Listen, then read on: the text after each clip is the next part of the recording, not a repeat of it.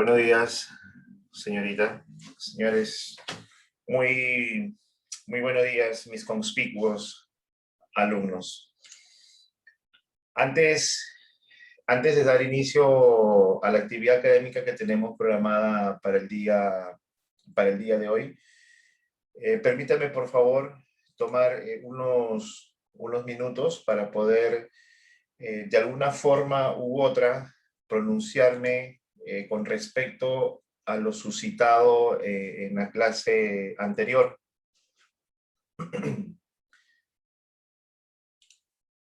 Este conocimiento, este conocimiento por, o este conocimiento de la plana directiva de estas instituciones, por parte de la coordinación académica, acerca de mis posiciones neutrales, acerca de temas de índole político, religioso. Por ahí hay alguna que otra broma con ustedes con respecto al tema de fútbol, del tema deportivo. Por ahí en alguna que otra clase eh, solemos jugar con eso para distender un poco la situación, para que no sea algo tan monólogo. Pero normalmente suelo siempre expresar mi posición neutra con respecto a temas de índole social, político, económico y demás.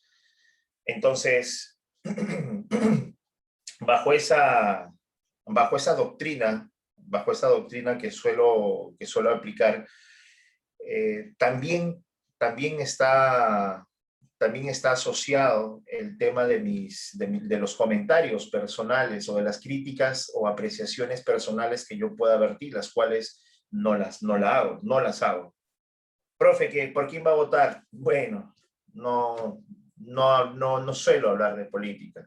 Profe, y esto, normalmente, chicos, es toda información que a ustedes se les canaliza, es una información que está anexada netamente a temas académicos. Bien, ahora, cuando se vierte un comentario y ustedes ingresan a un debate, es un tema en el cual ustedes, con el grado de madurez, un tema que con el nivel de educación que están ustedes recibiendo, están en la responsabilidad de saber conducirlo. La gran parte probablemente de estos 63 alumnos, 62 alumnos que están ahora escuchando o presenciando esta clase, que en su gran mayoría debe de ser mayor de edad, y si no es así, aún así, ya defienden sus propios derechos. Entonces, por favor, ser responsables siempre con el tema de las percepciones, con el tema de las interpretaciones. Es verdad que no atendí el chat cuando colapsó en ese momento, eso es cierto. Sin embargo, se generó toda una polémica con respecto a que si era o no era conveniente la práctica de esas actividades. Y en ningún momento en mi clase se sugirió su práctica o se sugirió que se mantengan ausencias esas actividades. Ni sí ni no. Lo que se dio en ese momento fue la información de las consecuencias, causas y lo que sucedía anatómica y fisiológicamente cuando las regiones de las revestidas por zona muscular eran sometidas a fuerzas contrarias. Entonces, si de ahí a más ustedes quieren conocer alguna apreciación, en clase esta no se va a dar porque simplemente aquí estamos para poder compartir información académica, no comentarios personales, los cuales no los hice. Entonces, por favor, señores, y en todo caso, si ustedes desean tener algún otro tipo de información, pues como lo indiqué con los demás grupos, pueden consultarlo con las personas que están a cargo o que están para ustedes para poder guiarlos. Y en este caso, con temas anatómicos, lo pueden hacer con mi persona.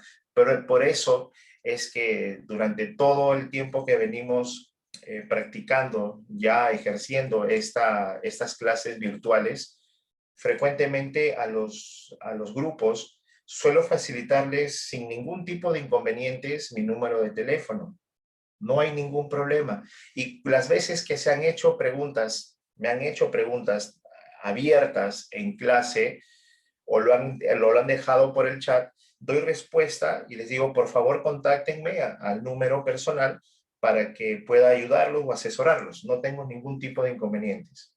De manera individual podríamos conversar el tema. Entonces, pero de forma abierta, señores, no hay ninguna apreciación que sea una crítica personal. ¿Sí? Y por favor, sí les voy a solicitar que se liberen de esas tendencias. Sí, permítame, señorita Cipirán, regálame solamente unos segundos y usted toma la palabra, por favor. Y no nos vamos a extender más para iniciar nuestra clase, ¿sí? Entonces, chicos, por favor, intentemos controlar un poco el tema de los chats, por favor, ¿sí? Sí, señorita. Profe, buenos días. Tiene razón en lo que está diciendo y mil disculpas, de verdad, porque pues de las personas que está hablando entre ellas soy yo. Yo solamente le hice una pregunta y creo que usted no se incomodó. Por algo estoy en la clase, pues, ¿no? Claro, a ver, bueno, para empezar, no leí ningún mensaje, por eso que probablemente de haber sido así en el momento, le hubiese dado respuesta o lo hubiese solicitado de que la explicación se le iba a dar de forma individual. No sé cuál fue exactamente el mensaje, le soy sincero, y no hay problema, suele pasar esto, no hay ningún problema, ¿listo? Pero sí intentemos en adelante, por favor, manejar esto. Muy bien, señores. Muy bien. Entonces ya está aclarado este tema. Una vez habiéndolo ya dejado claro, iniciamos, por favor, nuestro tema para el día de hoy. Y el tema corresponde al sistema nervioso. Estamos por iniciar el estudio de el sistema más complejo, del sistema más fascinante que tiene el cuerpo humano. El sistema nervioso. El sistema nervioso es el rey de reyes, es el sistema que gobierna a todos los demás sistemas. No existe sistema alguno que pueda funcionar sin antes no tener la intervención o la aprobación del sistema nervioso. Profesor, yo quiero moverme, quiero realizar un movimiento. Tu sistema nervioso tendrá que iniciar ese proceso de movimiento. La contracción muscular que hace que se produzca el movimiento, pues se inicia con un impulso nervioso. Toda vez que durante nuestra clase el día de hoy y en adelante tomemos o utilicemos el término impulso nervioso, un impulso nervioso es una orden que emite el cerebro y viaja en forma de corriente eléctrica. Bien, es corriente eléctrica. Las órdenes que emite nuestro sistema nervioso es corriente eléctrica. Definitivamente que los voltajes son mínimos. ¿Sí? Hablamos de 2.2, 2.3, 2.5 voltios. No estamos hablando de descargas de 250 como emite un tomacorriente, no. Hablamos de impulsos nerviosos de corriente eléctrica en voltajes mínimos. Bien, estos impulsos nerviosos, esta corriente eléctrica es la que va a desencadenar toda la información que emite el sistema nervioso en favor a otro órgano. Bien. Hasta el momento hablamos del sistema muscular, que fue nuestro capítulo anterior, y cómo se iniciaba ese movimiento con un impulso nervioso que llegaba hasta cada una de nuestras células de los músculos, permitía que los iones de calcio salieran de sus bombas, de sus cisternas, tomaran contacto con una proteína, la troponina, y empezaba la contracción, empezaba la fibra muscular, la célula y todas las células de ese músculo empezaban a acortarse, a encogerse, jalaban de los tendones que se encontraban de los extremos y como los tendones están insertados a los huesos, producía el movimiento, ¿verdad? Entonces, no es la única forma en la que el sistema nervioso se ve evidenciado en que participa de esta manera, iniciando los procesos. No es la única forma. Todos los procesos que se rigen en el cuerpo humano se dan inicio por el sistema nervioso. ¿Listo? Entonces, es el sistema más complejo que tiene el cuerpo humano. Hay organismos animales que también tienen un sistema nervioso, pero menos complejo, menos desarrollado. De todos los organismos vivos, el sistema nervioso más complejo es el del ser humano. Bien, vamos entonces a definir lo que es sistema nervioso. Hemos hecho una introducción para que se tenga una idea de lo que hace este sistema nervioso. El sistema nervioso está formado por dos bloques, por sus órganos y quienes van a conducir y quienes se van a encargar de conducir estas órdenes que emiten esos órganos. Bien, entonces, quienes conducen esas órdenes va a ser toda una red compleja formada por neuronas. Entonces, partimos de aquí. Neurona. Bien, estas neuronas son las células del sistema nervioso. Estas neuronas van a formar toda una cadena consecutiva, toda una cadena, para que entre ellas se enlazan para conducir un impulso nervioso. Entonces, tenemos, por ejemplo, aquí el cerebro. Y por aquí tenemos cualquier órgano. Ya ejemplo, un músculo. Se necesita que el cerebro le emita una orden a este músculo para que se contraiga. Quien se va a encargar de conducir esa orden serán las neuronas. Las neuronas se encargarán de unirse, formando toda una cadena, formando toda una red que permite la conducción del impulso nervioso. ¿Listo? Por eso decimos que el sistema nervioso está formada por una red compleja de neuronas. Toda una red, se empiezan a tejerse las neuronas, formando una red, una redecilla, una malla. Muy bien. Pero además, el sistema nervioso, como todos los sistemas, porque se solicitó en el inicio del estudio de anatomía, se solicitó que tuviéramos en consideración de que todos los sistemas están formados por órganos. Muy bien. Básicamente, ¿cuál es la función de este sistema nervioso?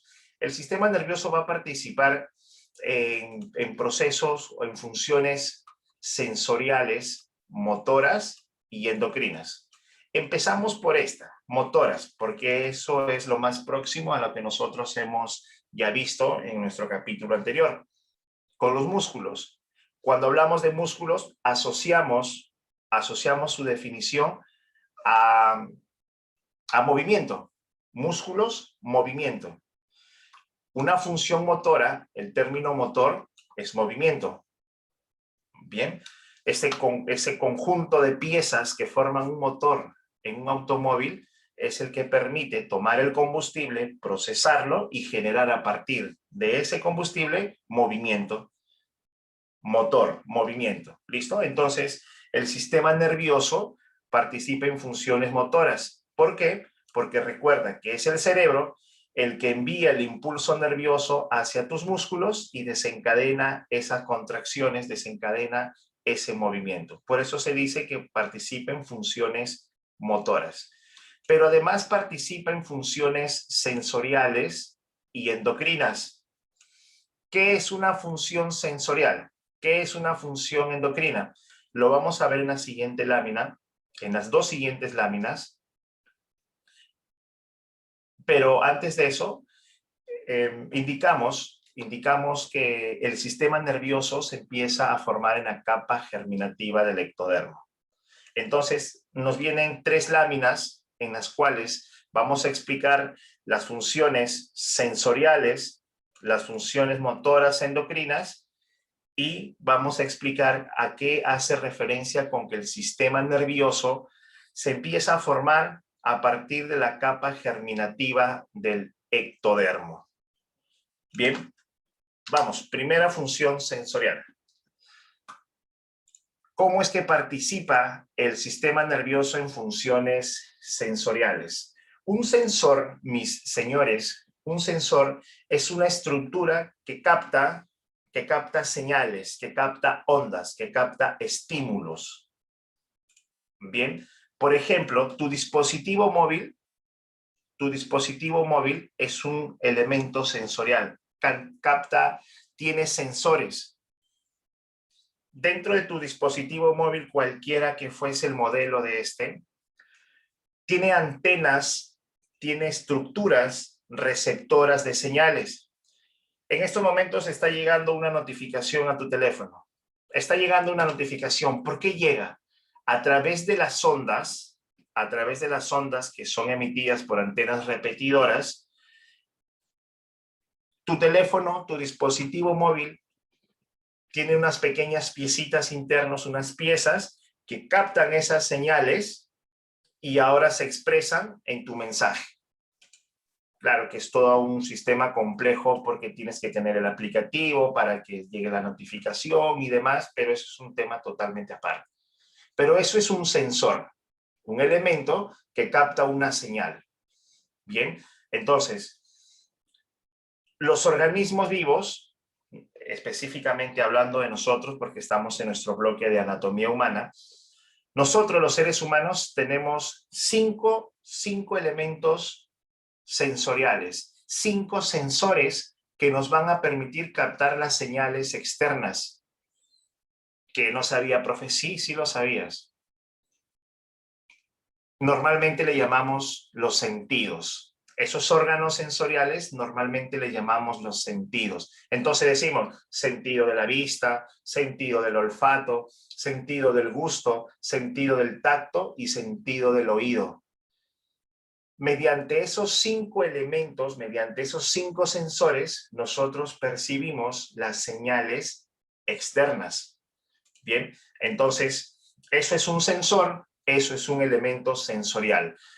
¿Por qué decimos que el sistema nervioso participa en actividades, en procesos sensoriales? Por ejemplo, aquí tenemos un órgano sensorial llamado globo ocular o sencillamente le llamamos ojo. Bien, esta pequeña estructura sensorial, bien, llamado globo ocular u ojo, va a permitir captar las señales externas. Las señales vienen por aquí, vienen por aquí, vienen por aquí. Ya está. Y es captada por el órgano sensorial llamado globo ocular o simplemente ojo. Bien. No me voy a detener a expandir acerca de la región específica que capta la señal, el estímulo de visión, porque va a ser un elemento de estudio en un capítulo aparte.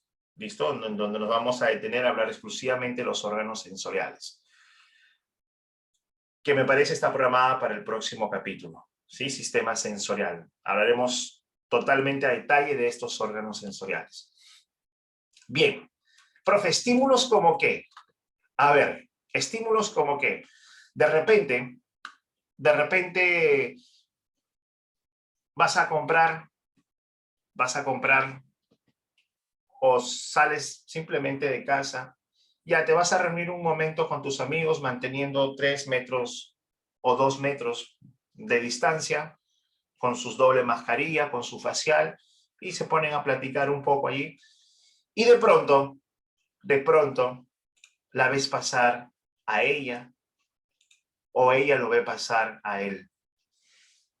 Este es un elemento sensorial que está captando ahora un estímulo. La acabas de ver o lo acabas de ver.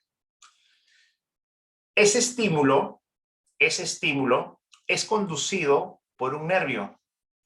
Es conducido por un nervio, se llama el nervio óptico, y esa información es enviada a la médula espinal. Ya vamos a hablar de la médula espinal, de los nervios craneales.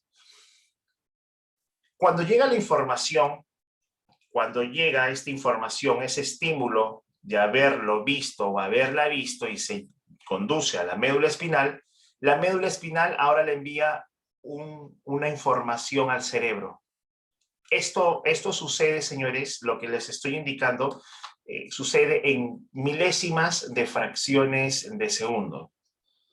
Bien, en fracciones de segundo se acontece todo esto. Entonces, recorre todo el nervio óptico a la médula espinal al cerebro. El cerebro ahora procesa esa información y dice, es ella, es él, qué gusto de verla. Y te percatas que en ese momento tu corazoncito se acelera. Y esa es la razón por la cual nosotros asociamos las actividades o los procesos sentimentales. Por eso es que nosotros asociamos los temas de índole sentimental al corazón. Pero no es que el corazón sienta. Lo que sucede es de que aquí viene la segunda parte, que es la función endocrina. ¿Qué es lo que sucede? Muy bien, la participación sensorial acaba de terminar. El cerebro ha recibido la información, ha recibido el estímulo externo que fue captado a través del globo ocular. Bien, médula espinal y al cerebro. Ya está, allí culminó la función sensorial. El cerebro ya tiene la información. Ahora, es el cerebro el que va a determinar qué es lo que va a hacer con esa información. Si es una señorita más de las que ves cruzando por tu barrio, pues no va a pasar nada. Pero si es que es una señorita o es un señor por el cual existe probablemente una atracción, una simpatía, ¿qué va a hacer ese cerebrito? Emite una orden, una señal a una glándula. ¿Qué es una glándula? Una glándula es un órgano que se encarga de elaborar hormonas. Bien, esa es una glándula. Entonces, el cerebro ahora tiene una comunicación con una glándula. Le va a enviar ahora estímulos a una glándula. ¿A qué glándula? A la glándula hipófisis. Voy a colocar el nombre de la glándula aquí.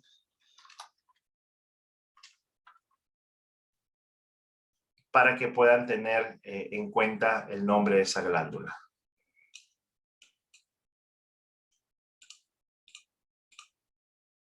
Glándula hipófisis. Bien, tenemos programado también un capítulo para hablar acerca de glándulas y hablar de hormonas y los procesos que se llevan a cabo, los procesos de control, de supervisión, de estimulación que llevan a cabo estas sustancias químicas llamadas hormonas. Bien, en nuestro capítulo de sistema endocrino. Muy bien, esta glándula hipófisis se encuentra en la base del cerebro. ¿Listo? Se encuentra aquí, en la base del cerebro, a este nivel. Entonces, el cerebro le emite un estímulo a la glándula hipófisis y la glándula hipófisis empieza a secretar una hormona. Ahí está, la oxitocina. Bien, son 2 gotitas que intentan representar que esta hormona es una sustancia líquida y va a ser liberada por la glándula hipófisis, viene la oxitocina, es liberada hacia la sangre y la sangre la transporta hacia el corazón. Como la oxitocina es una hormona y toda hormona es una sustancia química, cuando el corazón a través de la sangre recibe esta hormona llamada oxitocina, genera que su frecuencia cardíaca se incremente. Entonces el corazoncito empieza a latir más rápido. Y esto es el único proceso que nosotros podemos percibir. Cuando nuestro corazoncito se acelera, lo podemos percibir. Pero ¿acaso sentimos cuando el cerebro le emitió la orden a la glándula hipófisis para que libere esa hormona? No, no hemos sentido, no hemos percibido o no estamos diferenciando. No estamos diferenciando ese recorrido, ese impulso nervioso, esa orden, para nada. ¿Acaso tú sientes, profe, yo siento que ahorita en las arterias me está corriendo ahí, está circulando ahí la oxitocina? Tampoco lo sientes. Pero sí sientes cómo es cuando llega la oxitocina o las consecuencias de que la oxitocina llegue al corazón y lo acelere. Tú sientes esa aceleración. Por eso es que relacionamos este proceso, los procesos de atracción con el corazón. Esa es la razón, porque se libera oxitocina. Y ya veremos en nuestro capítulo de endocrino que la oxitocina es llamada también la hormona del amor, por procesos precisamente como estos. Bien, entonces aquí participó una glándula liberando hormonas, acelerando la frecuencia del corazón, y las hormonas son elaboradas por estas glándulas, y las glándulas pertenecen al sistema endocrino. Entonces, así participa el sistema nervioso en procesos sensoriales y en procesos endocrinos. Bien, señores, ¿qué nos decía la definición? La definición también nos indicaba que tiene funciones motoras, pero eso tú ya lo sabes, eso lo hemos visto ya. El cerebro, ¿cierto?, emite su impulso nervioso, que es la orden, llega sobre el músculo. Refresco esta información. El impulso nervioso que llega en forma de corriente eléctrica es la orden y llega sobre el músculo que se va a implicar en el movimiento. Y este impulso nervioso se empieza a distribuir hacia todas sus células, llevando la orden, ¿verdad? Encuentra allí dentro de las células proteínas como la troponina y encuentra calcio, y el calcio, al unirse a la troponina, va a producir que este músculo se acorte, que cada una de estas células se acorte, por ende se acorte todo el músculo, produciendo el movimiento. Bien, entonces a eso se hace referencia con que el sistema nervioso participa en funciones también motoras. Origen del sistema nervioso. Origen del sistema nervioso.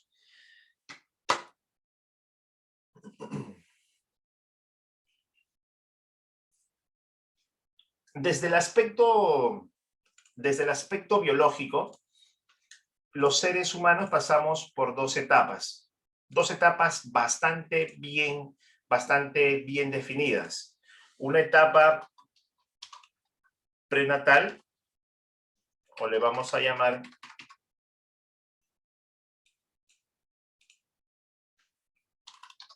prenatal o intrauterina, y la vamos a llamar postnatal o extrauterina. ¿Listo? Conocemos los términos antes del nacimiento y después del nacimiento. Una bastante notoria línea las diferencia. El nacimiento. Prenatal, la etapa prenatal antes del nacimiento, y postnatal después del nacimiento. Normalmente, el estudio de esta vida postnatal es la que está asociada a estudios, por ejemplo, de psicología. Aquí está, por ejemplo, A ver, colocamos las etapas.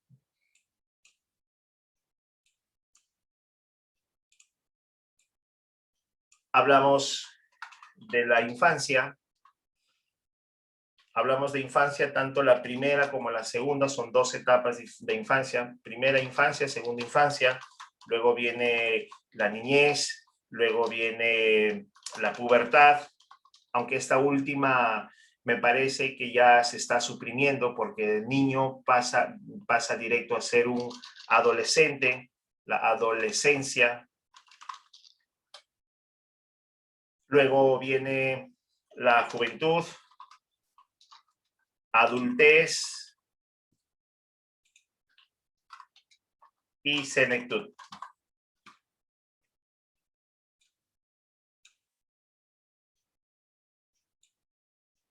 Listo.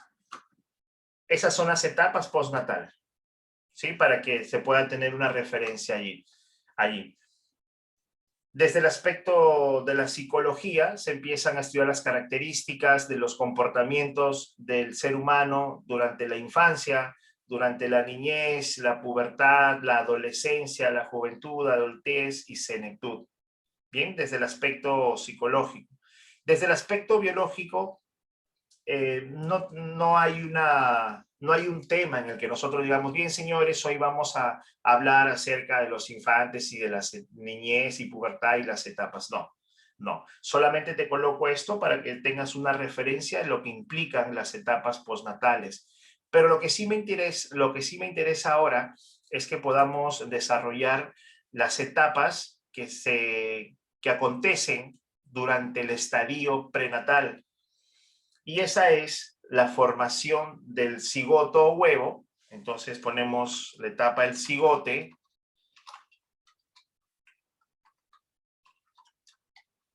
embrión y luego feto. Bien, entonces son los tres estadios, las 3 etapas que se dan durante la etapa prenatal, antes de nacimiento. El cigote es la formación del huevo.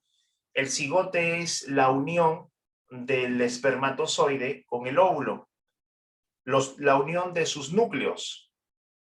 Bien, se forma una pequeña masa, se forma una pequeña estructura que tiene la apariencia de un huevo, por eso es que se le llama huevo o también llamado cigote. Algunos textos bibliográficos le dicen también cigoto, cigote o cigoto. Bien, es lo mismo. Muy bien. Profe, ¿cuánto dura eso?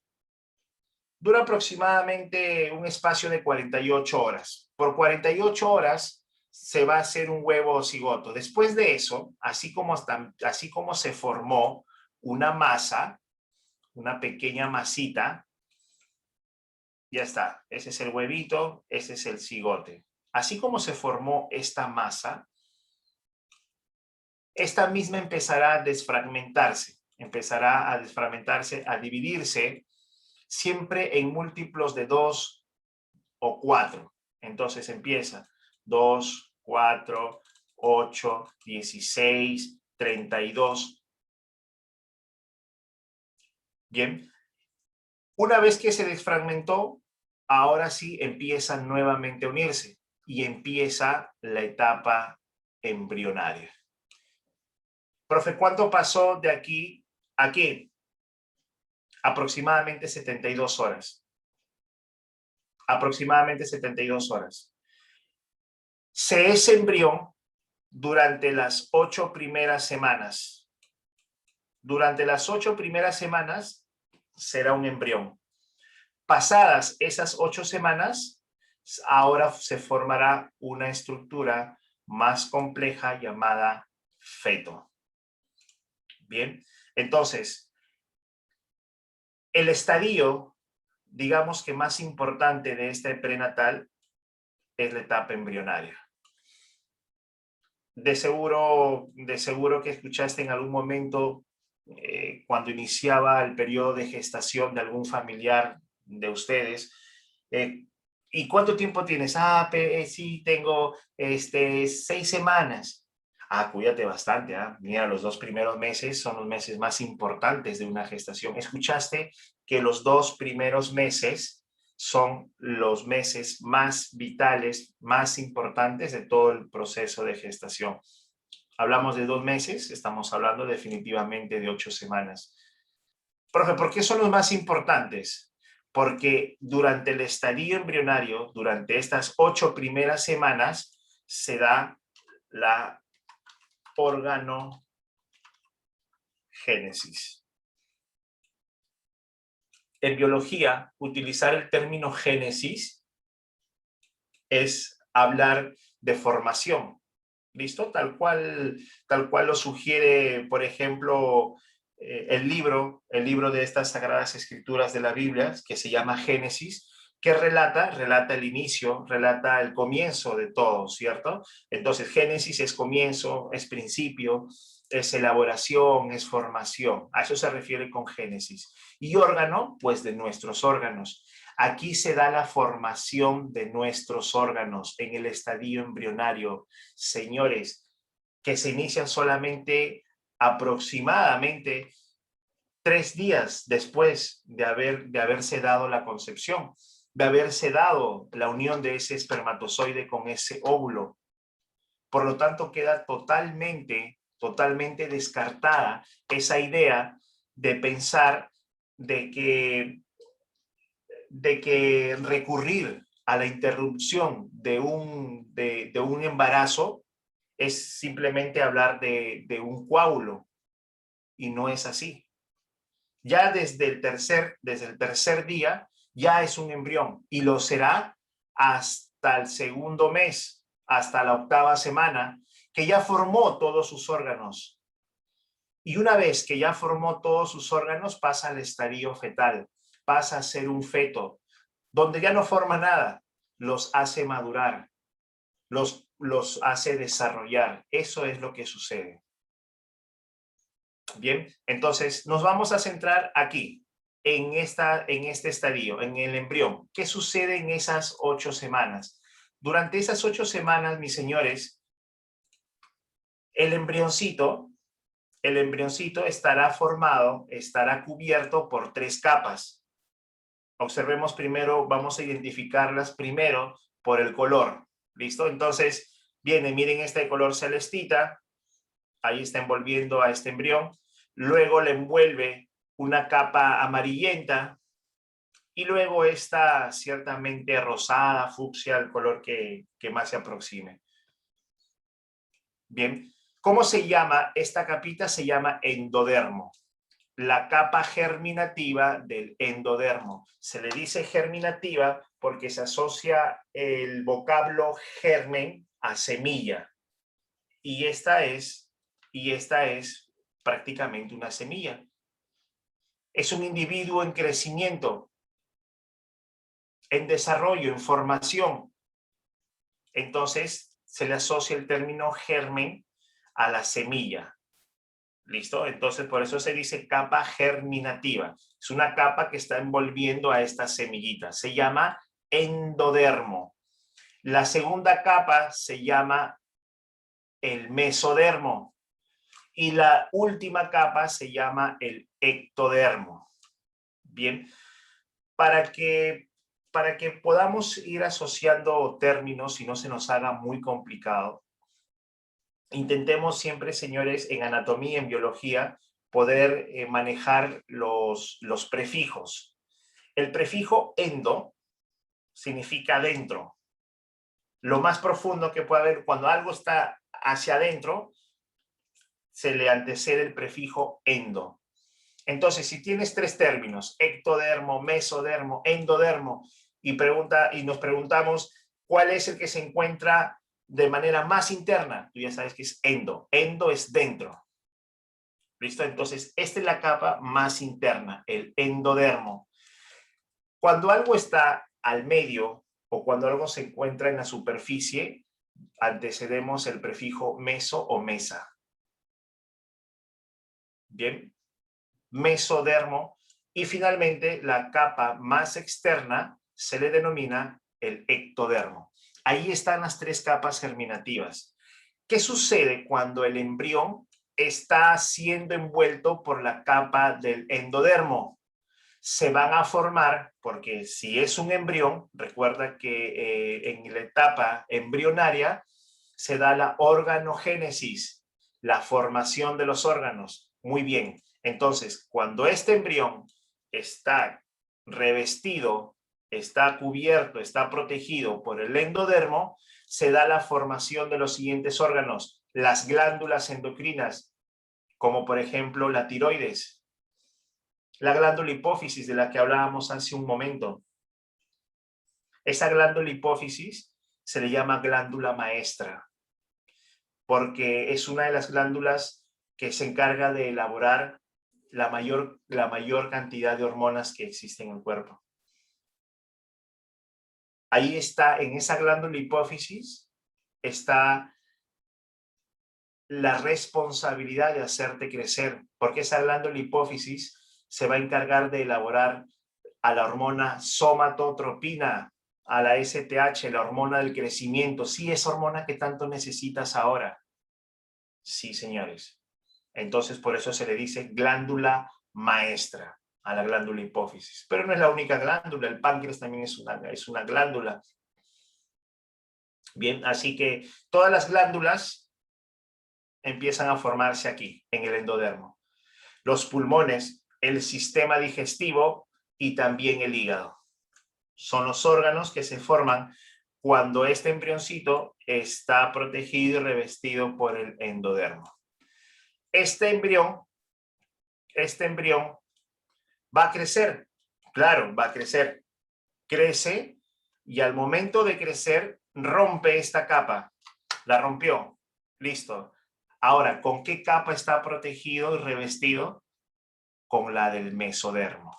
Con la del mesodermo. Y mientras está cubierta de esta membrana, de esta capa germinativa, ¿qué órganos se van a desarrollar? Los músculos, los huesos, los riñones y el aparato reproductor. Señores, esto se da aproximadamente entre la semana número 5, entre la semana número 4 a 6. 4, 5, 6. Los músculos, el esqueleto. Entonces ya tiene un esqueleto. Aún no son huesos, son membranas, pero ya está allí. Ya está el molde para la formación de los huesos. Además, también ya tiene un aparato reproductor formado. Se empieza a formar su aparato reproductor. Bien, bien, señores. Si esto pasa en el segundo mes, de repente algunos estarán preguntando, profe, pero yo sé que a partir del tercer y cuarto mes recién se puede determinar el género del individuo. Sí, claro. Sin embargo, su formación ya se dio desde la semana 4 a la semana 6. El desarrollo va a permitir de que se haga visible, pero este ya está formado desde la cuarta semana, quinta o sexta semana. Bien, el embrión sigue creciendo y ahora ese crecimiento va a romper esa capa. Así que ahora se encontrará envuelto de la capa germinativa del ectodermo. Y mientras eso sucede, se da la formación de la piel y del sistema nervioso. Aquí está el sistema en estudio, el sistema nervioso. ¿Listo? Por eso es que la primera lámina, cuando definíamos al sistema nervioso, decíamos que el sistema nervioso tiene su origen, tiene su formación en la capa germinativa del ectodermo. Bien. Bien, señores, hasta aquí, por favor, si es que existe alguna inquietud, preguntas o dudas, porque vamos hacia la clasificación del sistema nervioso. Por favor, quedo atento a sus consultas.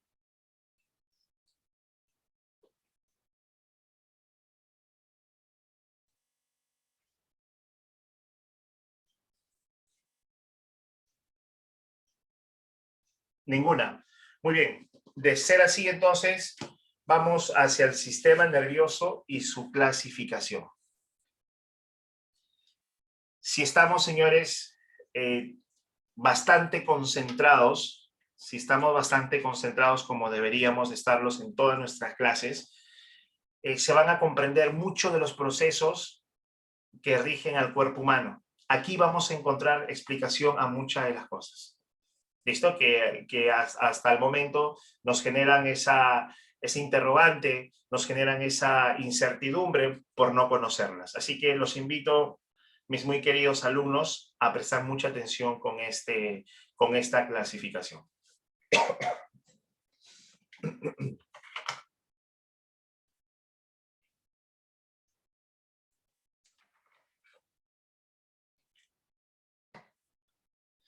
Muy bien. Teniendo en claro entonces que el sistema nervioso es el sistema que toma el control sobre todos los demás sistemas, entendiendo también que el sistema nervioso a través de sus órganos y de sus estructuras es el que permite iniciar los demás procesos del cuerpo humano, este sistema nervioso se va a clasificar en dos, y el criterio de clasificación es su mecanismo de acción, cómo es que actúa. Bien, entonces, en ese sentido, existen dos sistemas nerviosos. El sistema nervioso de relación o somático y el sistema nervioso vegetativo o autónomo. Vamos a indicar por qué se le clasifica en somático. Profe, ¿por qué se le llama sistema nervioso somático? Cuando escuchemos o podamos leer el término soma, el prefijo soma significa cuerpo. ¿Listo? Entonces, yo digo, por ejemplo, células somáticas son las células que forman el cuerpo. Bien, soma es cuerpo. Entonces, ¿de qué se encarga este sistema nervioso? Este sistema nervioso es el que se va a encargar de la gran mayoría de los procesos voluntarios que se rigen en el cuerpo humano. Involuntarios, voluntarios e involuntarios. ¿Listo? Por ejemplo, la misma contracción muscular. La misma contracción muscular. Estás sentado ahora frente a tu pantalla y quieres ponerte de pie para ir a traer un vaso con agua. Tu cerebro emite la orden hacia los músculos que se van a implicar en este movimiento. Hablamos del sodio, del sóleo, de los gemelos, hablamos de los glúteos mayores y menores, hablamos de los dorsales, todos los músculos que van a participar para que tú te pongas de pie. Esos músculos forman parte de tu cuerpo y está tomando control este sistema nervioso. Se le llama sistema nervioso somático. Es el sistema que controla la gran mayoría de los procesos que se dan en el cuerpo humano. Por eso, soma, cuerpo. Pero dice también de relación. Sí, se le llama también de relación porque para que actúe este sistema somático, este sistema nervioso somático, para que actúe, va a depender de la relación de tres órganos: cerebro, médula espinal y nervios craneales. Bien, entonces, como su mecanismo de acción implica necesariamente la interacción de tres órganos, la relación de tres órganos, entonces se le llama sistema nervioso de relación, o también conocido como somático, porque es el sistema nervioso que controla la gran mayoría de los procesos que se dan en el cuerpo humano. Por eso es relación o somático. Pero del otro lado tenemos al sistema nervioso vegetativo o autónomo, y el mismo nombre, autónomo, está dejando de forma muy explícita de qué se trata este sistema nervioso. Si este sistema nervioso, el de relación o somático, controlaba la gran mayoría de los procesos que se rigen en el cuerpo humano, el autónomo mantiene su propia independencia. Este de aquí, el somático, para que actúe, necesita del cerebro, la médula espinal y los nervios craneales. Este no. Este es independiente. Es autónomo. Bien. Y los procesos que controla no están relacionados o no dependen de demás órganos. Actúa porque sí. Actúa porque sí. Directo. Ya vamos a ver los casos que se dan en este sistema nervioso autónomo vegetativo. Y se denomina vegetativo, señores, se denomina vegetativo, no confundir con vegetal. Ojo.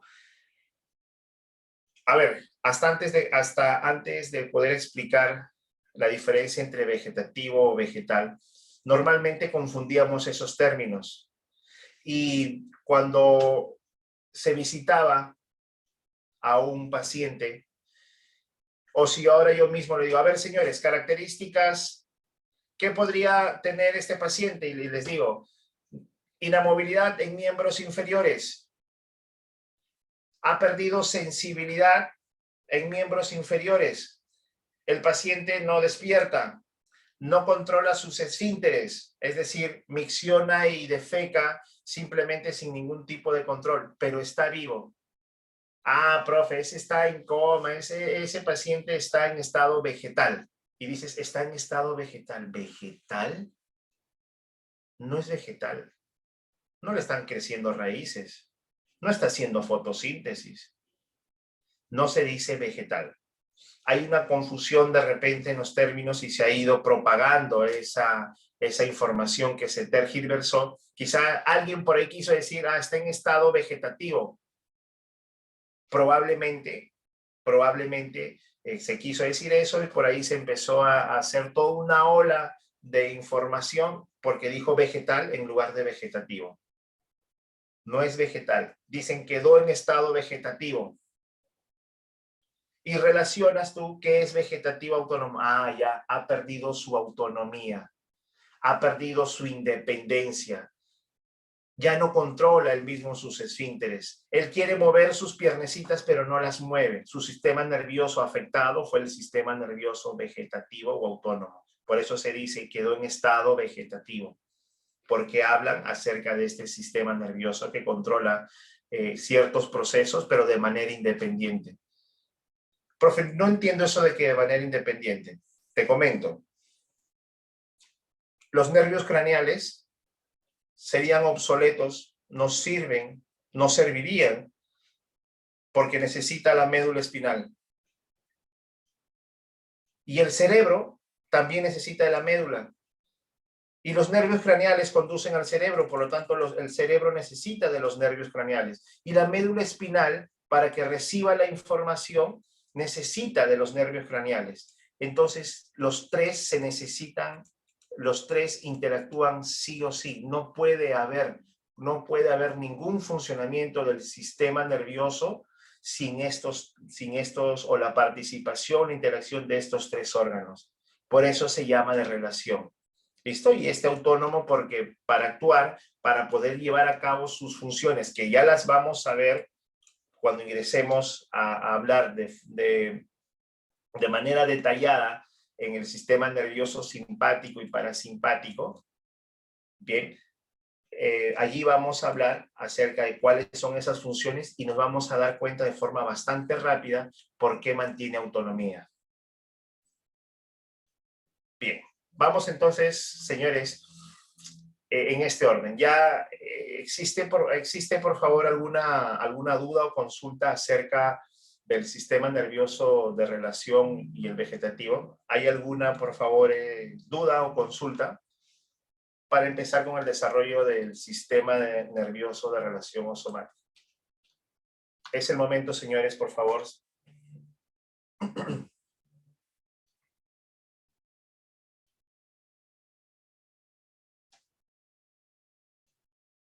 Ninguna. Muy bien, ninguna. Bien, ya tenemos establecido, mis señores, por qué se le denomina relación osomática. Ahora, este sistema se va a clasificar en dos. ¿Sí? Este sistema, ya sabemos, necesita la participación de estos tres órganos necesariamente, pero estos órganos tienen una ubicación. Entonces, la clasificación de este sistema se va a dar desde el punto de vista de ubicación. El sistema nervioso central se le denomina como tal sistema nervioso central porque sus órganos se disponen en una posición central con respecto al organismo. Si nosotros, por ejemplo, nos ponemos de pie allí, al frente, o ya, fácil, a tu alrededor debe de haber alguna personita. Obsérvala, obsérvala. Esa observación te va a permitir indicar la posición de su cerebro y la médula espinal. Y la posición de su cerebro y de la médula espinal es central, es lineal, es al medio de su cuerpo. ¿Listo? Por eso se dice que el sistema nervioso central está formado por el cerebro y por la médula espinal, que la vamos a ver en un momento. Mientras que el sistema nervioso periférico está formado por los nervios craneales. ¿Qué significa periférico? ¿Qué es periferia? Periferia es algo que se encuentra alrededor, eso es una periferia. ¿Listo? Escuchamos estos términos. Periferia está alrededor, está aproximado. Entonces, dibujamos un cerebrito y dibujamos también una médula espinal. Entonces yo digo, este es el cerebro.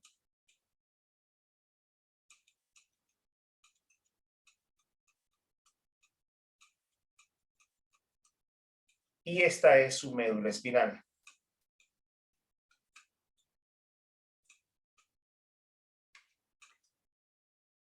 Bien, señores. En la parte central del cuerpo. ¿Listo? Evidentemente por aquí está la cabeza, su carita y todo su tronco. ¿Listo? En la parte central, en la parte lineal del cuerpo humano. Por eso, central, en el centro. Perfecto. Pero dicen que alrededor, dice que a los costados, próximo a estos dos órganos, se encuentran los nervios craneales. Entonces los nervios craneales vienen así. Están en la periferia, al costado, rodeándolos. Y así están los nervios craneales. Los nervios craneales, señores, sirven para la conducción de todos los estímulos que nosotros hemos captado. Vamos a ver en detalle cuáles son los nervios craneales, pero te menciono uno de ellos para colocarte un ejemplo a qué hace referencia eso de captar los órganos, los sentidos, ¿sí? Los estímulos externos. El primer nervio craneal se denomina el olfatorio. El segundo, el óptico. Después el motor ocular común, el motor ocular externo y demás. Sí que lo vamos a ver después. Entonces, vamos al óptico.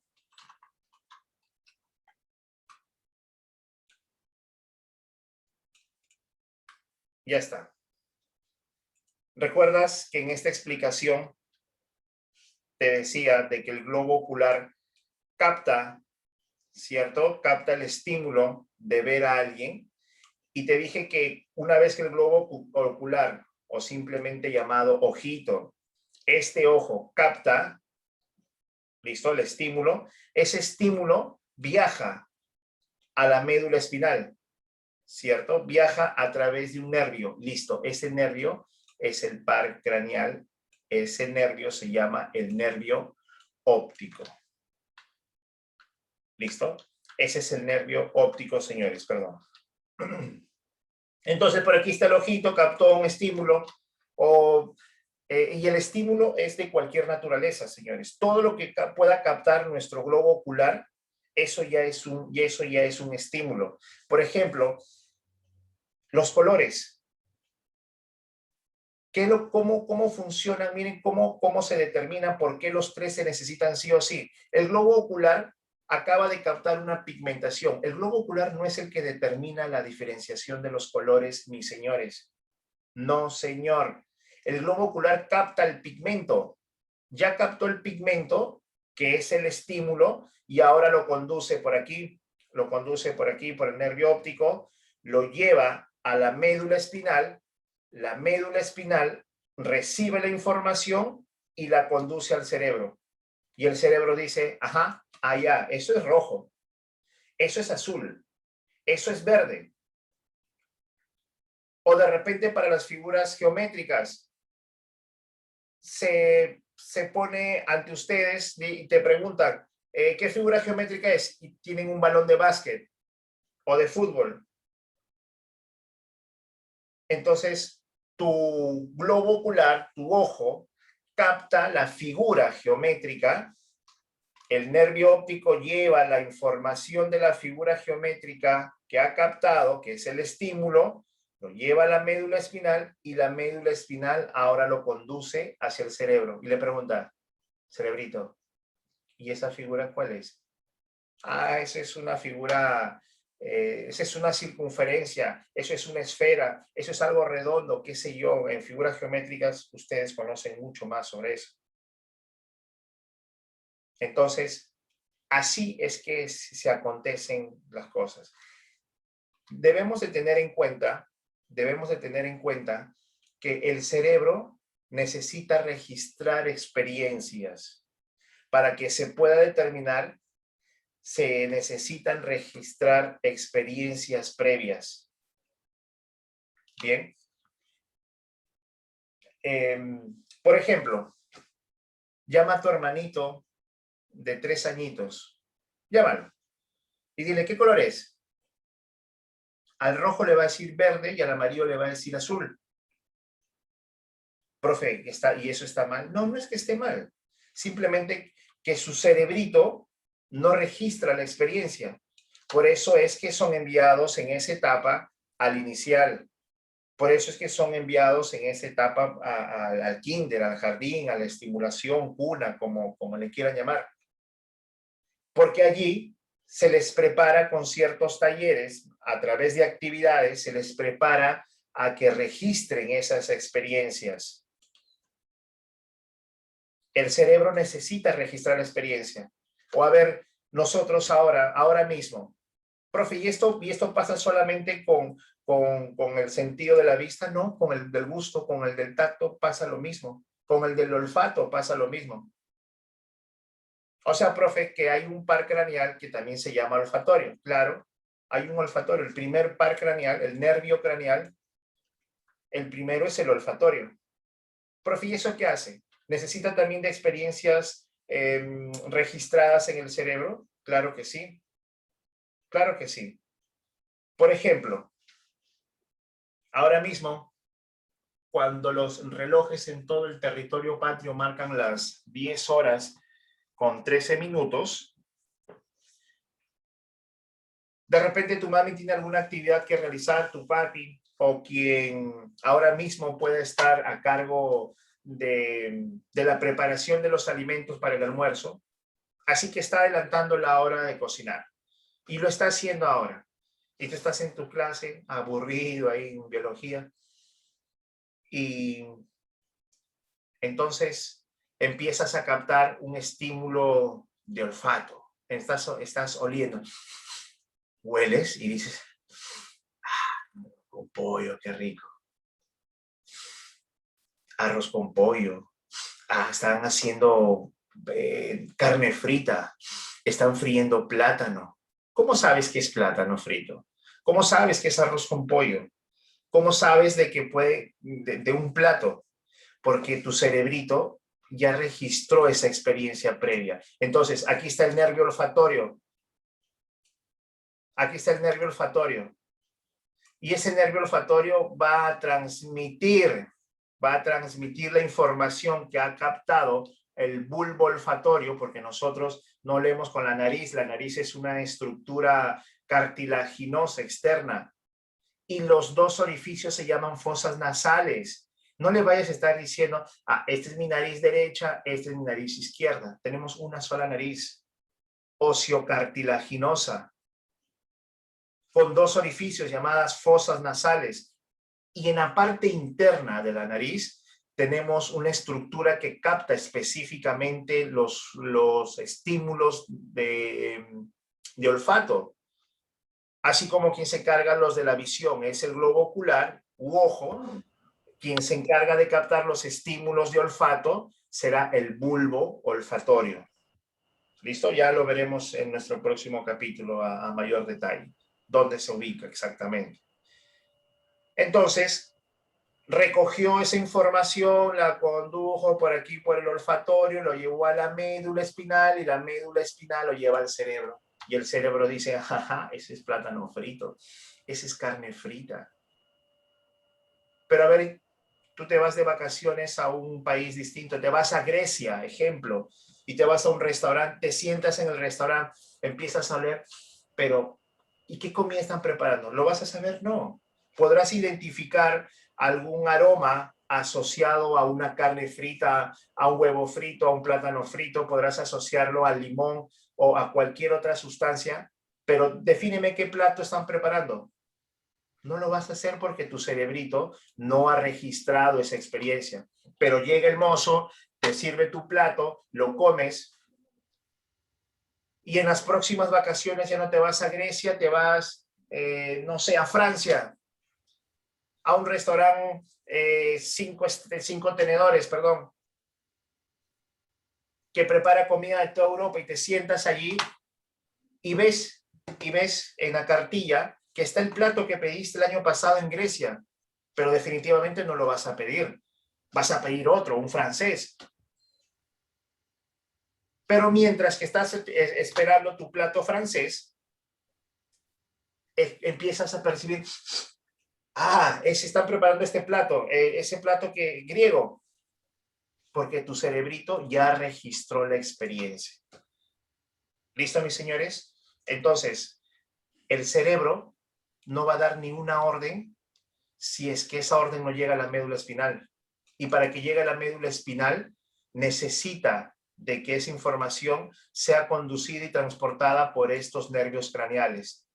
Entonces, así, mis señores, es que participan los tres en conjunto.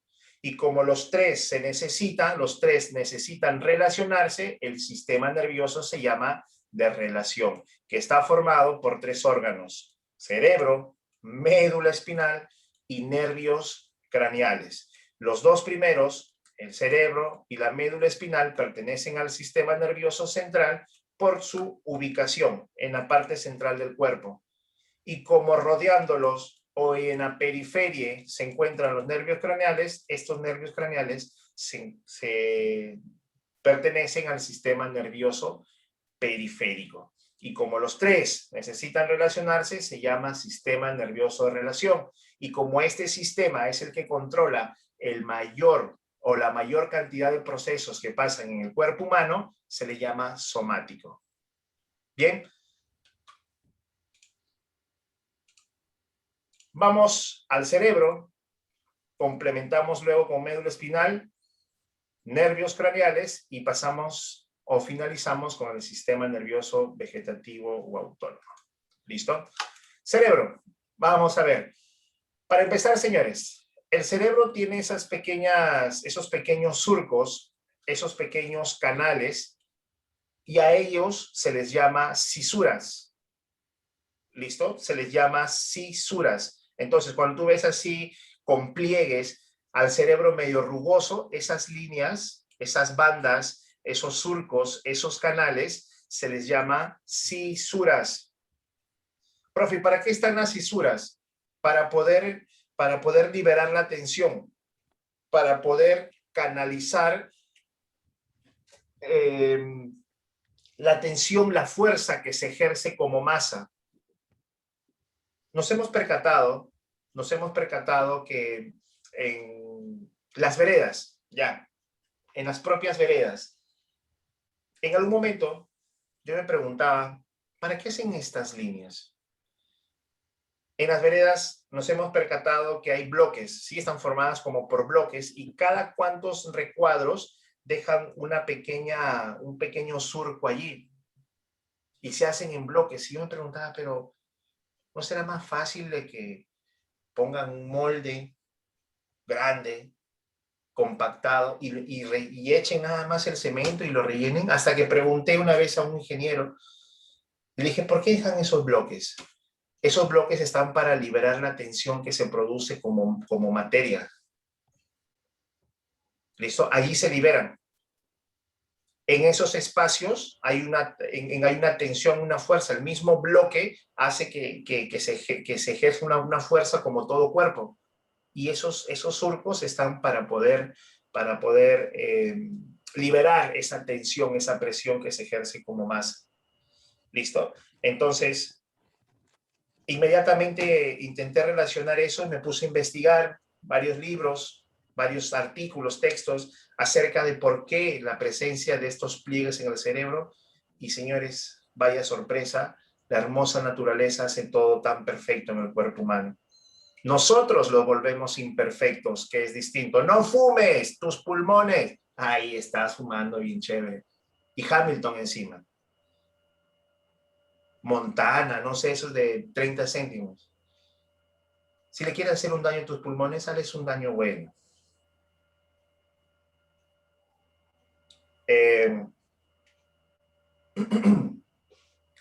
Entonces, todo lo que forma el órgano, todo lo que está formando un órgano siempre tiene un principio. Y el principio físico de este cerebro es, como es una masa compactada, también tiene tendencia como masa a liberar tensiones, a liberar fuerzas. Y para eso entonces los va a hacer escapar con estos canales, llamadas cisuras. Hay dos cisuras en el cerebro que son bastante notorias. La cisura de Rolando y la cisura de Silvio. La cisura de Rolando está coloreada aquí de un color medio azulesco. Y esta cisura de Rolando va a permitir poder segmentar, poder separar la masa encefálica en dos hemisferios. ¿Listo? En dos bloques, llamémosle este lado derecho, este izquierdo, y la cisura de Silvio va a permitir, perdón, va a permitir que se formen también dos regiones más. ¿Listo? Una superior y otra inferior. Eso hacen las cisuras. Los lóbulos. Llamamos lóbulos a las regiones del cerebro. Y es bastante sencillo porque están asociados a los huesos craneales. Entonces, ¿cómo se llama este hueso? El hueso frontal. Listo, este es el lóbulo frontal. Está próximo al hueso craneal llamado frontal. ¿Cómo se llama el que está en la parte de atrás? Normalmente le llamamos nuca. Se llama el hueso occipital. Por lo tanto, esta región del cerebro se le denomina lóbulo occipital. A los costaditos, en la parte de arriba, en la parte superior lateral de nuestra cabeza, estos son los huesos parietales, por lo tanto, esta región del cerebro es el lóbulo parietal. Mientras que la región a la cual le llamamos la sien está formada por los huesos temporales y por ende, esta región del cerebro se va a denominar lóbulo temporal. Bien, son los lóbulos, son los 4 lóbulos de nuestro cerebrito. Ahora, estructuras del cerebro. Tálamo, bulbo, raquídeo, tronco encefálico y cerebelo. El cerebelo, señores, es la base del cerebro. ¿Listo? ¿Qué función tiene esta estructura nerviosa, el cerebelo, que está en la base del cerebro, en la parte inferior? Tendrá las funciones de equilibrio, de controlar el equilibrio, los movimientos y la coordinación. Cuando nosotros caminamos,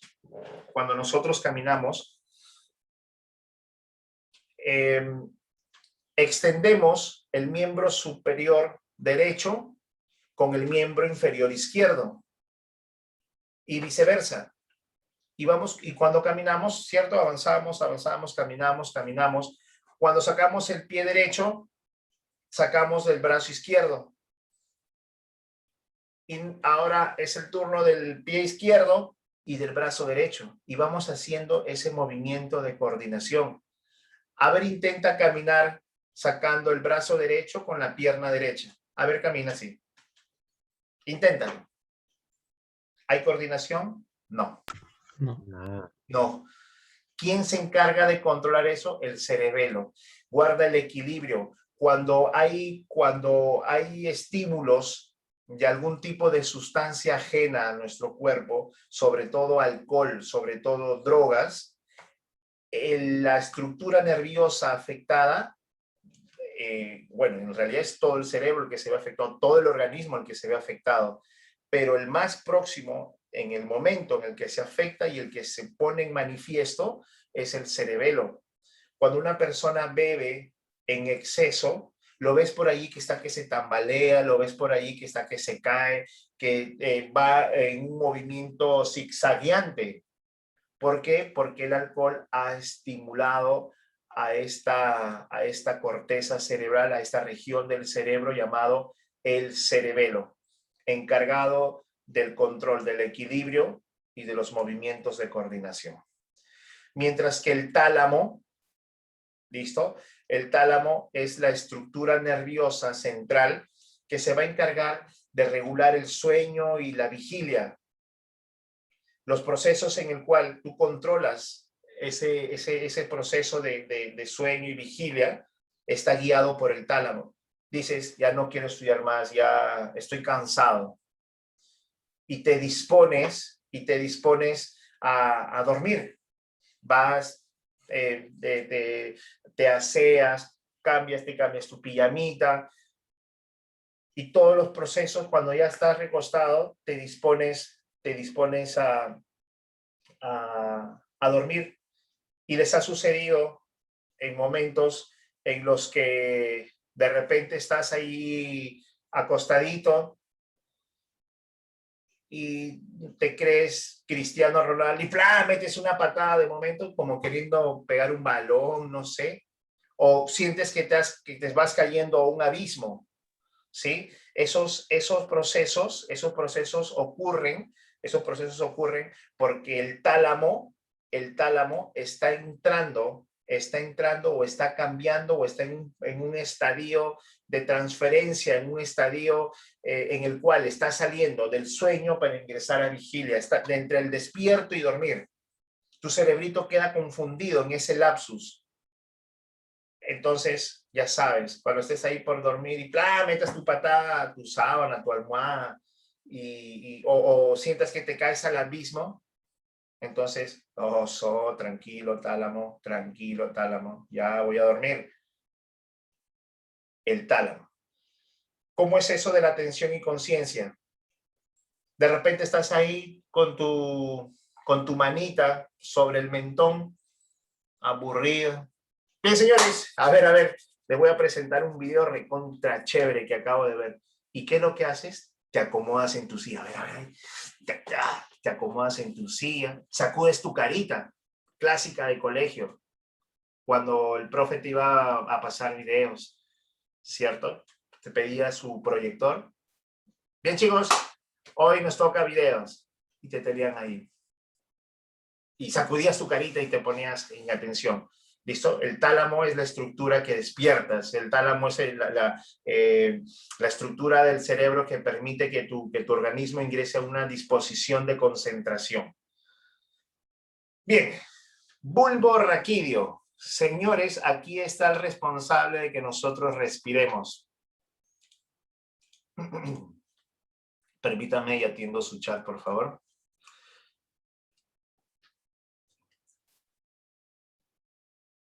Sí, señor Rogel. Es una sensación bastante extraña, ¿no? Que a veces incluso te deja ya...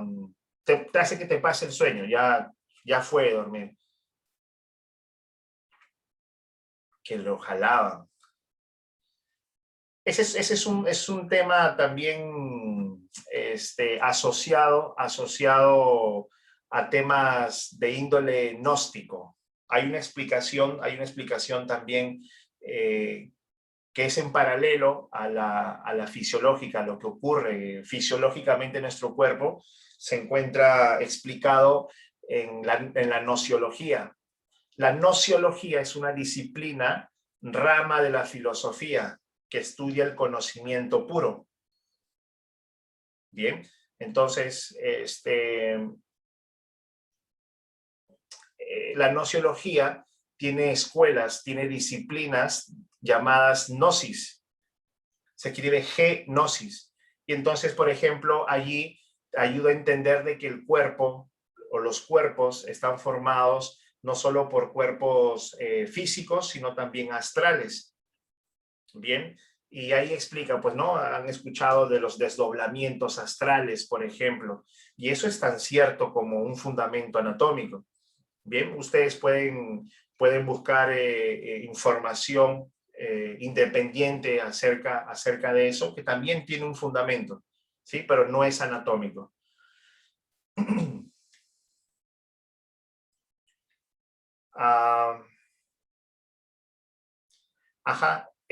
Consultan acerca de que personitas que están durmiendo, pero de momento y sin sueños, o si aparentemente no sueñan y despiertan simplemente con un sentimiento de incertidumbre, de angustia, es porque el responsable de esto es la participación del sistema nervioso con el sistema sensorial. El sistema sensorial, hay estímulos que son internos. Cuando nosotros vamos a dormir, los procesos que más gastan energía son los movimientos. Los músculos nos consumen una gran cantidad de energía. Por eso es que cuando vamos a dormir y estos músculos estriados esqueléticos permanecen en reposo, nos dejan de consumir toda la energía que gastan durante el día. Pero eso no quiere decir de que todos los procesos se paralicen, ¿no? Hay procesos como, por ejemplo, hormonales que siguen liberándose. Entonces tú puedes estar durmiendo y por ahí tus glándulas suprarrenales elaboraron y secretaron adrenalina. Y la adrenalina es la hormona del miedo, la hormona de la tensión. Y entonces despiertas aparentemente sin haber soñado nada, despiertas angustiado, agitado. ¿Qué pasó? El sistema endocrino elaboró y liberó hormonas, sustancias químicas, adrenalina, noradrenalina, por ejemplo. ¿Listo? Entonces, esa explicación al por qué cuando se duerme hay personitas que pueden tener sensaciones de taquicardias, de miedo, de tensión, se debe a que el organismo continúe en funcionamiento, sobre todo el sistema endocrino. ¿Bien?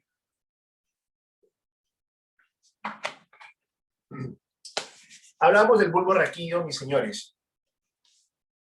Esta estructura, el bulbo raquídeo, es el responsable de que nosotros podamos respirar. ¿Qué va a hacer, profe? Sí, señores, pero no eran los pulmones. Los pulmones son los órganos que van a almacenar el aire. Pero ¿quién le da la orden a los pulmones? El bulbo raquídeo. Aquí en el bulbo raquídeo, en su interior, hay toda una formación laberintosa de estructuras a las cuales les vamos a llamar centros neumotáxicos. Este es el control de la respiración, el bulbo raquídeo. De aquí se emiten órdenes hacia el diafragma para que éste se contraiga y nosotros podamos incrementar el volumen de nuestros pulmones en una inspiración, ingresar aire, expirar, eliminar aire. Profe, ¿cómo sucede esto? A ver, este es el bulbo raquídeo. ¿Listo? Este bulbo raquídeo, que se encuentra aquí a este nivel, entonces vamos más o menos a ponerlo aquí.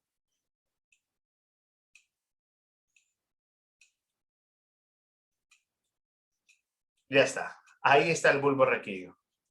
No es el bulbo raquídeo más bonito que hayan visto, pero nos va a permitir tener un contexto de ubicación ahí. Listo. Este aquí es este de acá, aunque no parezca. Bien, este bulbo raquídeo, aquí estará el control de la respiración. Va a emitir señales, va a emitir estímulos por estos órganos, nervios. Por aquí, viene por ahí. Se llama el nervio frénico.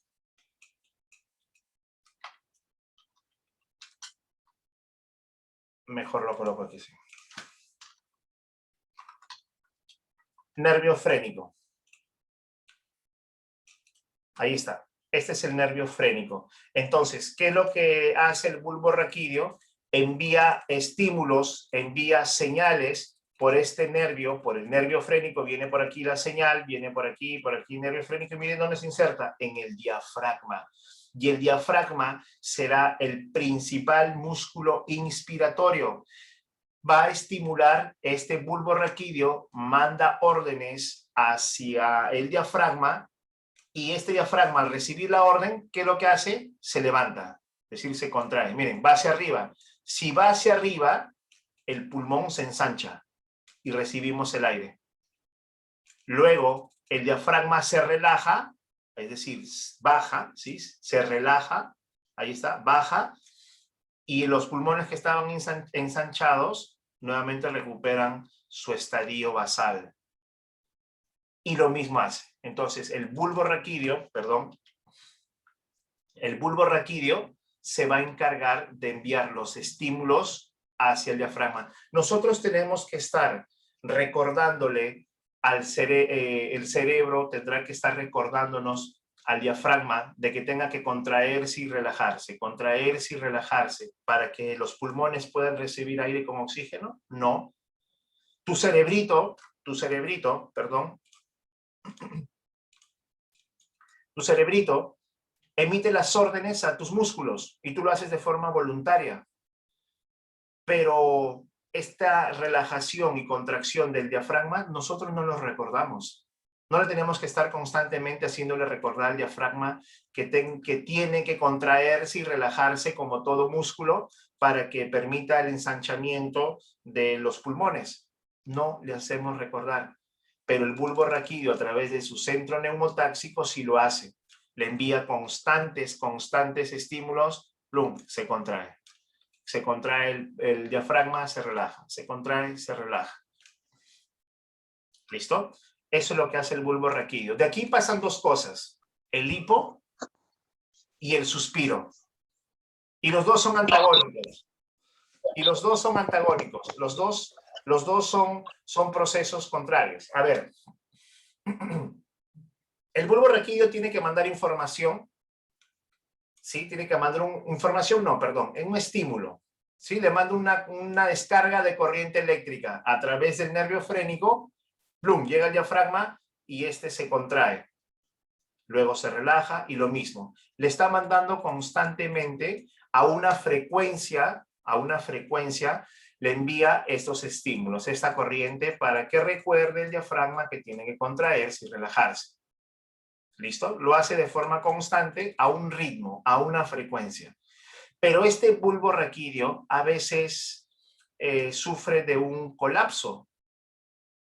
Este bulbo raquídeo, a través de un centro neumotáxico, en ocasiones deja de emitir ese estímulo hacia el diafragma. Y cuando sucede esto, ya no hay estímulos. Así que el diafragma se queda ahí. Se queda ahí. Unos segundos pasan y el bulbo raquídeo lo cachetea el cerebro. Y, ¡ay!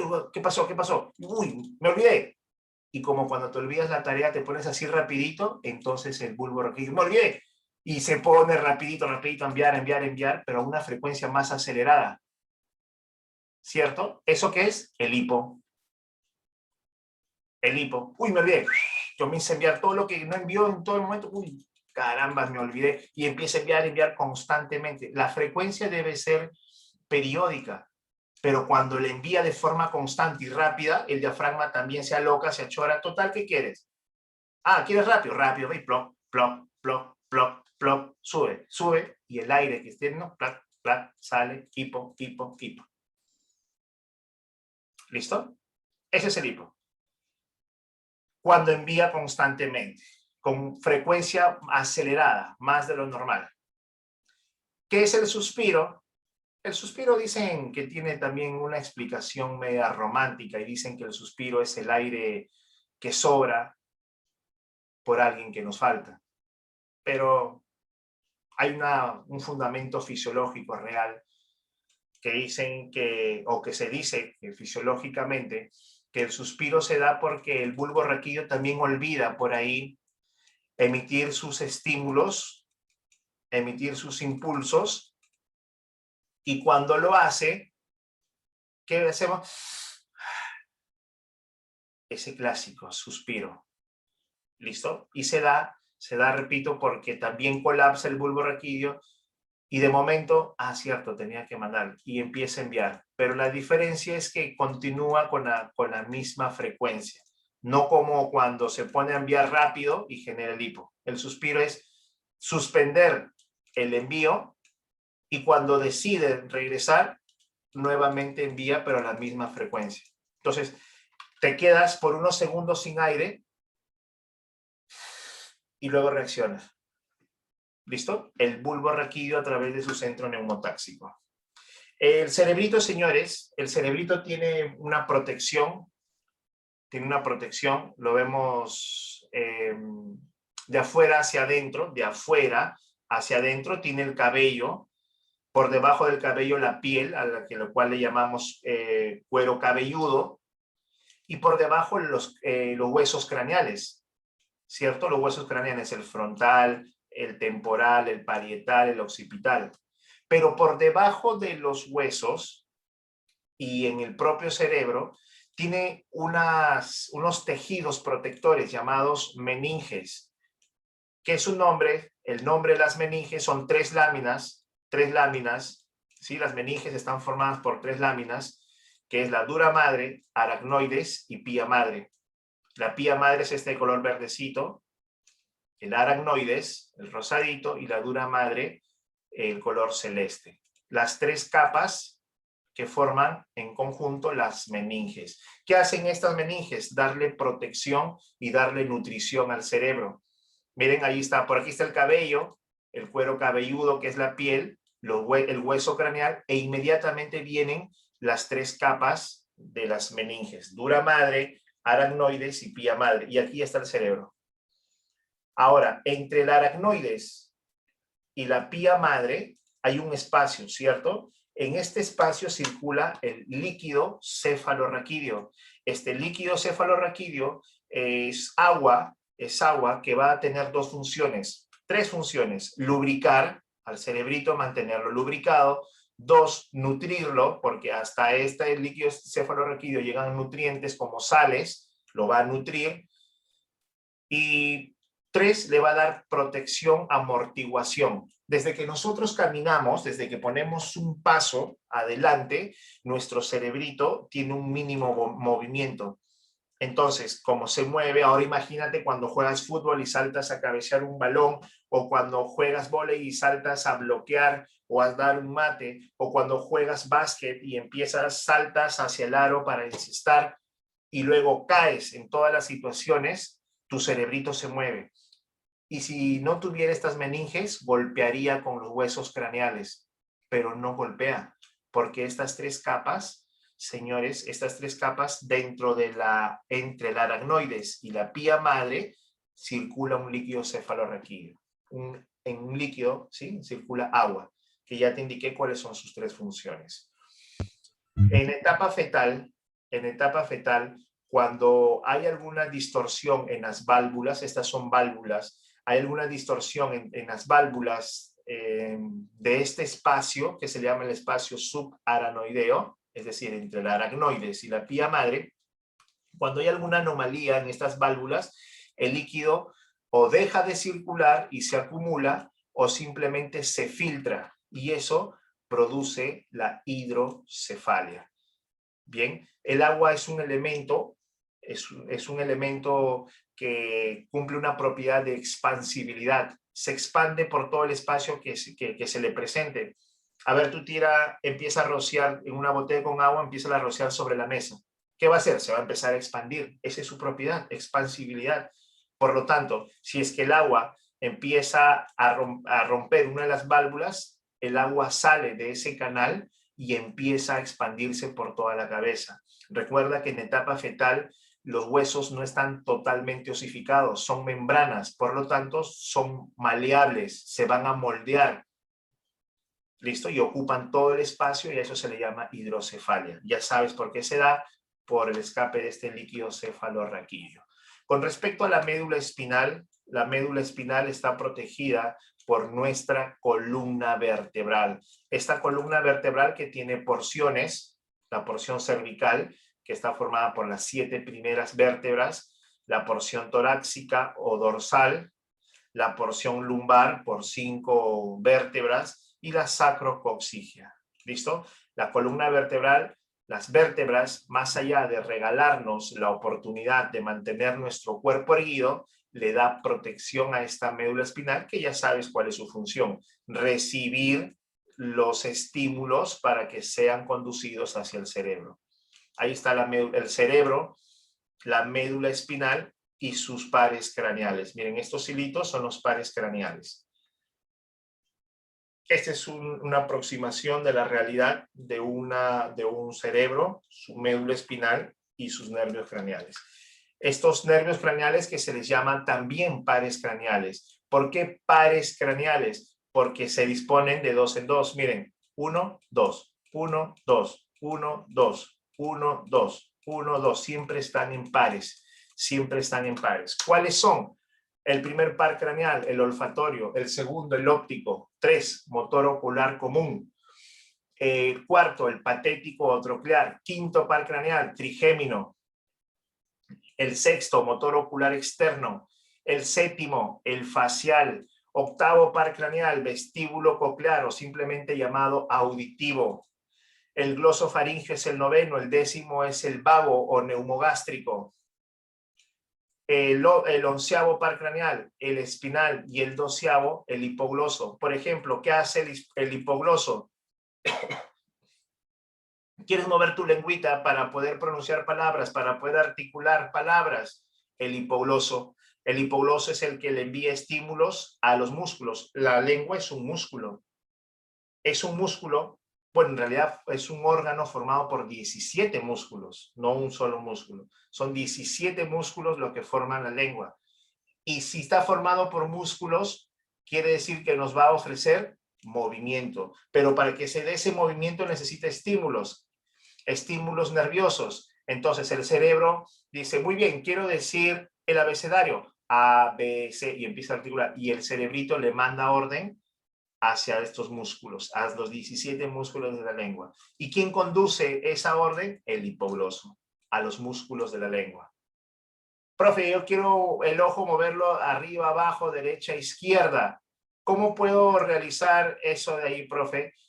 El cerebrito le manda una orden a un par craneal, al patético o al troclear. Le manda su orden y listo, arriba, abajo, derecha, izquierda. ¿Listo? Bien, señores. Sensibilidad de la cara. Trigémino. Este es el nervio que se afecta con las parálisis faciales. Bien, a veces le dio parálisis facial. Entonces, ¿qué nervios afectó? El trigémino. Tú tienes sensibilidad aquí, te pellizcas en el cachetito y sientes, claro, el trigémino está inervando, está insertado en los músculos de tu carita. Bien. Vamos a ver, vamos al sistema vegetativo, o llamado también sistema autónomo, sistema nervioso autónomo, ¿sí? Vegetativo autónomo, y se divide en sistema nervioso simpático y el parasimpático. ¿Qué es lo que hace el sistema nervioso simpático? Es el sistema nervioso de la alerta, del estado de alerta de una persona. ¿Listo? Entonces, por ejemplo, tú le prometes a ella y le dices, no, yo siempre te voy a defender, yo siempre voy a cuidar de ti. Y están estudiando en la biblioteca, no te preocupes, yo siempre voy a estar contigo. Así siempre le ofreces. Un temblor y el primero que sales corriendo eres tú. ¿O no es así? ¿Y tu promesa de cuidar? Pero profe, temblor, ya en la próxima. Pero ¿sabes qué es lo que sucede? De que el cuerpo de los organismos vivos, que todos los seres vivos, entramos en un estadio de sobrevivencia, de un estado de alerta, en el cual por naturaleza, por instinto, vamos a querer ponernos a buen recaudo.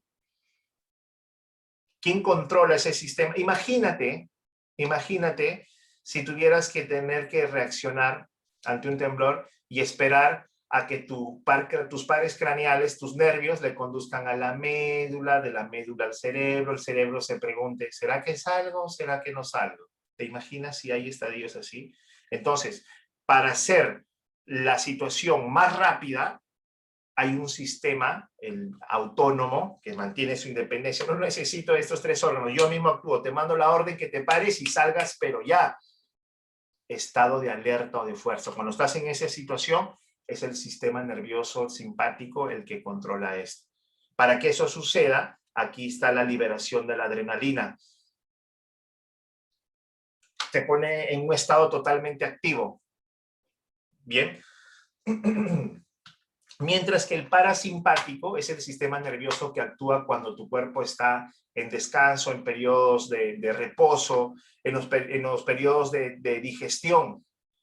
Tú controlas tu digestión, tú procesas los alimentos una vez estando en el estómago y su paso al intestino delgado y los residuos al intestino grueso, no. Entonces, cuando tu cuerpo está en reposo, está actuando. ¿Quién se encarga de controlar todos los procesos que se dan, que se siguen dando mientras que el cuerpo permanece en reposo? El sistema nervioso parasimpático. ¿Listo?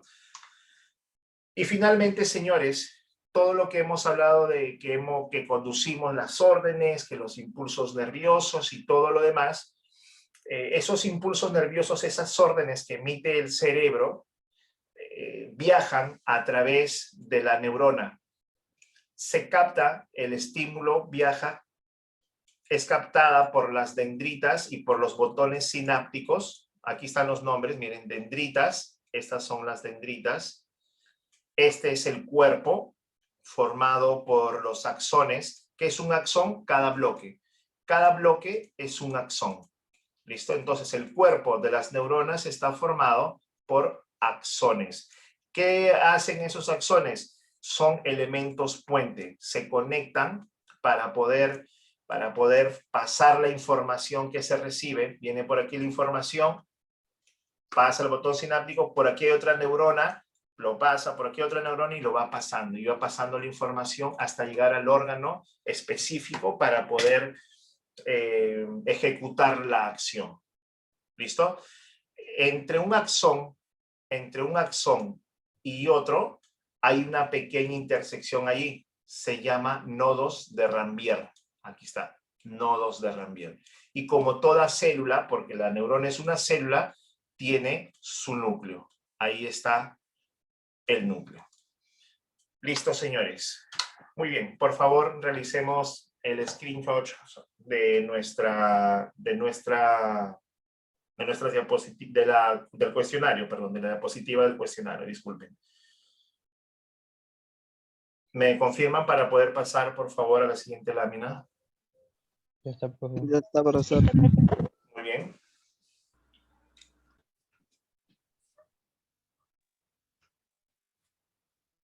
Ya está. ¿Listo? ¿Ya está? Muy bien. Muy bien, mis señores. Estoy bastante agradecido con ustedes por su muy gentil atención. Les deseo a todos que tengan un muy buen día y un buen inicio de fin de semana. Se cuidan, mis señores. Muchas gracias. Totalmente, gracias. Luego. profe. Gracias, Gracias, profe. Hasta luego. Gracias.